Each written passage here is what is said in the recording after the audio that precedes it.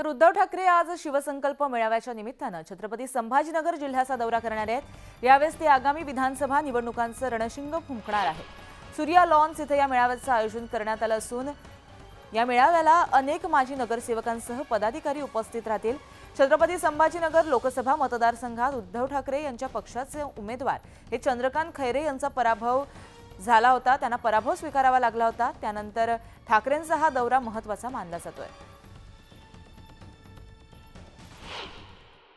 मला वाटतं या संभाजीनगर नव्हे तर एक महाराष्ट्रातील विधानसभेच्या एक प्रचाराची सुरुवात म्हणायला काही हरकत नाही, कारण उद्धवजी ठाकरे साहेबांनी लोकसभेच्या काळात जवळपास 104 सभा या महाराष्ट्रात घेतल्या होत्या आणि जानेवारीपासून विधानसभा निहाय प्रचाराला त्यांनी फेब्रुवारीच्या पहिल्या महिन्यापासून सुरुवात केलेली होती।